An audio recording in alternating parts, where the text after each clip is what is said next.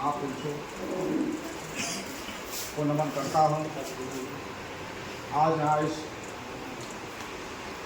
Bhim army cadet camp के आयोजन में आए हुए हमारे अतिथिगण,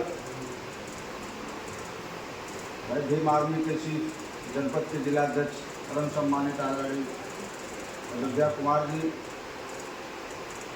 हमारे बड़े भाई पेशे से शिक्षक आदरणीय श्री इंद्रजीत मास्टर साहब जी, भाई अभी हम लोग के सामने वक्ता के रूप में पुराने साथी सौरभ प्रसाद जी और प्रदीप जी, दीपक जी, हम लोगों के साथ चल करके आए, भाई गणेश जी, बड़े भाई राजेंद्र जी सहित यहाँ सामने बैठे हुए सभी सम्मानित मित्र और दोस्तों, साथियों, अभी जो हमारा फर्स्ट कार्यक्रम है 31 अगस्त को भारत बंद का आह्वान माननीय राष्ट्रीय अध्यक्ष जी ने किया है और आगे क्या गाइडलाइन आती है उसके अनुसार काम करना है हमें आपको। अभी फिलहाल निर्णय आ रहा है कि जो क्रीमी लेयर संविधान संशोधन करके और हटाने और लागू करने की बात आ रही है, तो वो कल से ऐसा आ रहा है सूचना कि उसको वापस कर देते हैं। क्यों वापस नहीं तो ज़्यादा उम्मीद है कि कर भी लेंगे लोग, क्योंकि बहुजन समाज पार्टी, आज़ाद समाज पार्टी, ये दोनों संगठन जो है अपना निर्णय सुना चुके हैं। 21 तारीख को भारत बंद का आह्वान कर किए हैं, तो हमें आपको सबको मिलके हम अपनी शक्ति का प्रदर्शन हमें करके दिखाना है। जब हम जनबल इकट्ठा कर लेंगे, शक्ति प्रदर्शन कर लेंगे, जनबल ही ऐसा एक शक्ति है जिसकी वजह से हम किसी सरकार को झुका सकते हैं, किसी निर्णय को मनवा सकते हैं, किसी निर्णय को बदलवा सकते हैं।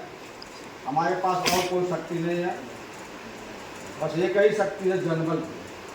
तो हमें अपने शक्ति का प्रदर्शन करना होगा। इसके लिए हमें आपको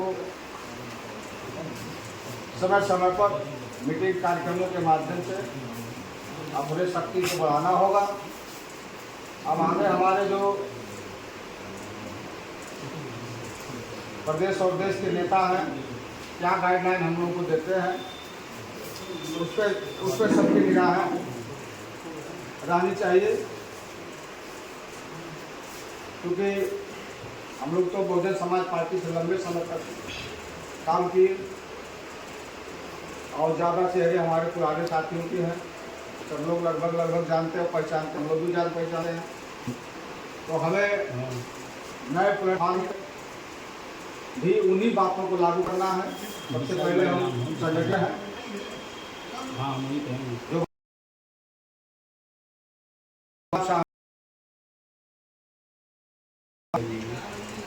हम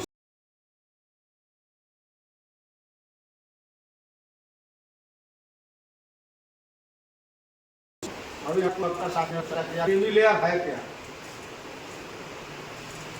तो आप सीधे से समझ लीजिए कि जो नौकरी के माध्यम से या व्यवसाय के रोजगार के माध्यम से आगे बढ़ गए हैं, उन्हें आरक्षण के हक से वंचित कर देना ही क्रीमी लेयर है। तो जो समाज में थोड़े आगे हैं, थोड़ा ज़्यादा पढ़े लिखे हैं या उस जगह पर पहुंचने की क्षमता रखते हैं, ऐसे लोगों को अगर आप आरक्षण से हटा देते हैं, तो जो हमारे कमज़ोर तबके के और कमज़ोर लोग हैं समाज के, वो लोग वहाँ पहुँच ही नहीं पाएंगे। तो इस तरह से हमारा आरक्षण जो है समाप्त हो जाएगा। हमारे वर्ग के लोग, हमारी कैटेगरी के लोग, हमारे समाज के लोग उस हक से वंचित रह जाएंगे।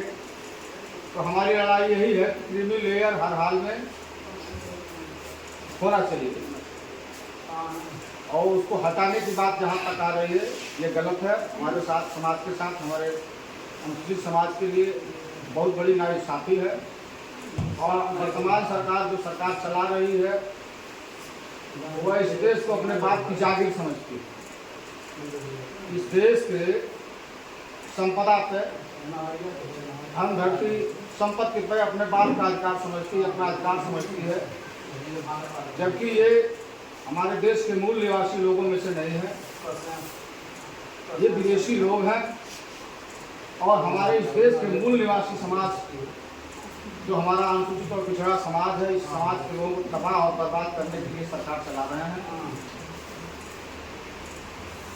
तो इनका अधिकार, इनका जो हक मिला हो, उसमें निश्चित रूप से हमारे समाज और पिछड़े समाज के लोगों का भी हाथ है कि जो आज इतने वो मजबूत दिखाई दे रहा है। जब आदमी मजबूत होता है तो अपना वो अधिकार का जो सही आदमी होता है वो प्रयोग करेगा, तो सही प्रयोग करेगा, जो गलत आदमी होगा वो दुरुपयोग करेगा। ये गलत सरकार है, गलत लोग हैं और गलत तरीके से दुरुपयोग कर रहे हैं, जिसका खामियाजा हमारे निचले पायदान के सबसे कमज़ोर वर्ग के लोगों को, अनुसूचित समाज के लोगों को ज़्यादा उठाना पड़ रहा है। अभी आप लोग देख रहे हैं कि जब से ये सरकार बनी है तभी से जितनी भी परीक्षाएं हुई हैं, या तो परीक्षा कैंसिल हो गई है, या हाई कोर्ट सुप्रीम कोर्ट पहुंच गया, या नहीं तो उसको लीक करवा दिया गया। इन्हें नौकरी देना नहीं, रोजगार देना नहीं है। हमारे पढ़े लिखे विद्यार्थी काफ़ी लोग तो ओवरेज हो गए, तो सरकारी नौकरी पा ही नहीं सकते। तो उनके साथ, उनके भविष्य के साथ, उनके सपनों के साथ ये भारी भरकम खिलवाड़ किया है सरकार ने, जो आप लोगों के सामने है। और जितना भी सरकार बनाने से पहले जितनी भी वादाएं करे थे, किसी भी एक वादे पे, किसी भी एक घोषणा पत्र के एक बिंदु पर इन्होंने चल के कोई काम नहीं किया। जैसा कि आप सब जानते हैं, इन्होंने वादा दिया था कि हम 2 करोड़ लोगों को रोजगार देंगे, जबकि 11 साल की सरकार हो गई, अभी 10 लाख लोगों को तक रोजगार नहीं मिल पाया। राज्यों में इनकी सरकारें हैं, देश में संघीय सरकारें हैं, बात तो आप सब लोग जान ही रहे हैं। सोशल मीडिया पे मिलती आ रही है। इन्होंने देश जनता के साथ बहुत बड़ा मजाक किया, घिनौना खेल खेला। इसमें हमारी आपकी अहम जिम्मेवारी बढ़ जाती है कि हम इन्हें, इनके खेल से कैसे इन्हें हटाएंगे, कैसे इन पे हम हावी होंगे। क्योंकि संख्या बल, जो जनबल होता है, वो बहुत बड़ी ताकत होती है। बाबा साहब B.R. अम्बेडकर साहब ने हम लोगों को जो सबसे बड़ा हथियार दिया है वो वोट का अधिकार है। इस एक वोट के अधिकार के बदौलत हमें न तीर चलाना है, न तलवार चलाना है, न गोली बारूद चलाना है। हमें सिर्फ अपने इस एक वोट के समाज के लोगों को समझाना, लोगों को डाइवर्ट नहीं कर लेते हैं, एक समझा नहीं लेते, बता नहीं लेते, तब हम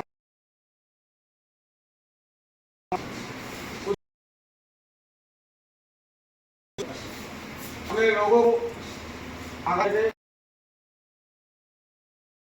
जब तक हमारी सरकार नहीं बनती है तब तक हमें इन दशा से मुक्ति नहीं मिलने वाली। आप सब देखे और जाने भी क्यों, कुछ समय ही बहुजन समाज पार्टी की सरकार रही, तो अनुसूचित समाज और पिछड़े समाज के काफ़ी लोग उस सरकार की वजह से आगे बढ़े, नौकरियों में आए, राजनीति में आए, शिक्षा में आगे आए। तो उस तरह से हमें जो है फिर से पुनः तैयार होकर के नई ऊर्जा के साथ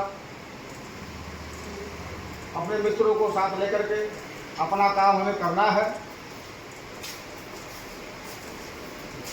हमारे संचालक महोदय जी का निर्देश है कि कम शब्द में बोला जाए, तो मेरा मानना है कि जरूरी चीज़ें मैं आपको बताया जो हमारे समझ तक थी। और इन्हीं बातों को रखते हुए हम अपनी बात को समाप्त करते हैं। जय भीम, जय